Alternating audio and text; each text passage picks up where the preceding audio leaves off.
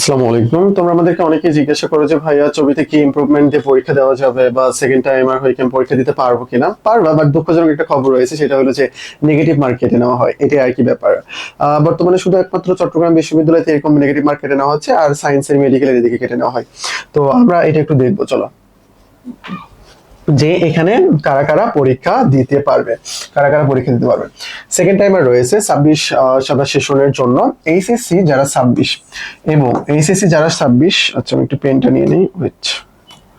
HSC যারা 26 এবং এবং এসএসসি যারা 24, এরা কারা? এরা হলো ফার্স্ট টাইমার। এরা ব্যতীত,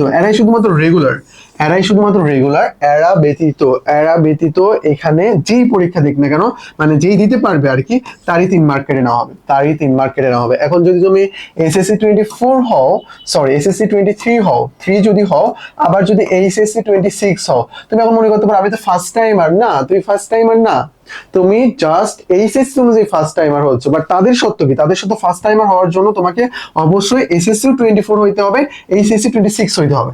তাহলে শুধুমাত্র 24 26 এইটা ব্যতীত তুমি যদি সেশন গ্যাপ থাকে, তুমি যদি সেকেন্ড টাইমার হও, তুমি যদি ইমপ্রুভমেন্ট দাও, যেটাই হোক না কেন, তাহলে তোমার নেগেটিভ 3 মার্ক কেটে নেওয়া হবে। এটা 3 মার্ক অবশ্যই কি করা হবে? কেটে নেওয়া হবে। তাহলে তুমি এখানে পরীক্ষা দিতে পারতেছো, কোনো সমস্যা নাই, তুমি পরীক্ষা দিতে পারতেছো, কিন্তু তোমার কি করা হবে?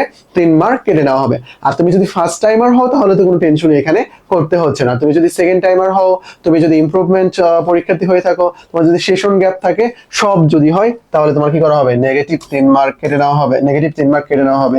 আশা করি বিষয়টা ক্লিয়ার। আর আবেদন ফি এটা কম বাড়া হইতে পারে, এটা আসলে তাদের উপর নির্ভর করতেছে। তাহলে আমাদের কিন্তু বিষয়টা ক্লিয়ার যে আমি যদি ইমপ্রুভমেন্ট দিচ্ছি, যাই করি না কেন ভাই, 24 26 এটার বাইরে আমি চলে আসলে আমার কি করা হবে? 3 মার্ক কেটে নেওয়া হবে। আচ্ছা, চট্টগ্রাম বিশ্ববিদ্যালয়ের জন্য পারফেকশনের যদি আমি কথা বলি, যে চট্টগ্রাম বিশ্ববিদ্যালয়ের জন্য তুমি যে টপিকস গুলো পড়তেছো, এটার বাইরে তোমার কোশ্চেন ব্যাংক কি পড়তে হবে, এটার ক্ষেত্রে তোমাকে অবশ্যই চট্টগ্রাম বিশ্ববিদ্যালয়ে যে B+D কোশ্চেন ব্যাংক রয়েছে, এটা ভালোভাবে পড়তে হবে। বিসিএস কোশ্চেন ব্যাংক পড়তে হবে। রাবি এ ইউনিট যে কোশ্চেন ব্যাংকটা রয়েছে, এটা তোমাকে ভালোভাবে পড়তে হবে। এই কোশ্চেন ব্যাংকগুলো তুমি যদি ভালোভাবে পড়ো, তাহলে ইনশাআল্লাহ এখান থেকে অনেক প্রশ্ন কমন পাওয়ার পসিবিলিটি রয়েছে। আমাদের সিভিল স্পেশাল এবং আরএম স্পেশাল ফাউন্ডেশন কোর্স চলতেছে বর্তমানে। তোমরা চাইলে আমাদের এই কোর্সগুলোতে ভর্তি হইতে পারো। ভর্তি হইলে একেবারে রাবি পর্যন্ত, ছবি পর্যন্ত আমাদের কোর্সগুলো চলমান থাকবে। তোমাদের ক্লাস হবে 1 ক্লাস 1 টেস্ট, মেমোরাইজিং টেস্ট, দিনটা 24 ঘন্টা মেন্টরিং সুযোগ সুবিধা, 3টা প্রিমিয়াম বই পাচ্ছ, অনেক অপরচুনিটি তোমরা এখান থেকে পেয়ে যাবা, বুঝতে পেরেছো? তারপরে ইংলিশ ফাউন্ডেশন কোর্স রয়েছে, ডিসিও কোর্স রয়েছে। তোমার যেটা প্রয়োজন তুমি সেটাতে ভর্তি হয়ে যেতে পারবা। ডিসক্রিপশন থেকে দেখে নিতে পারবো, ডিটেইলস সবকিছু দেওয়া আছে।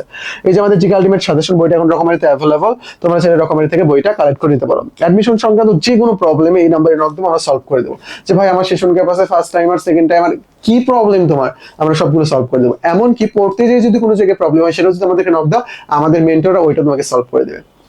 আশা করি বিষয়টা ক্লিয়ার। তো আজকে এই পর্যন্তই। আসসালামু আলাইকুম।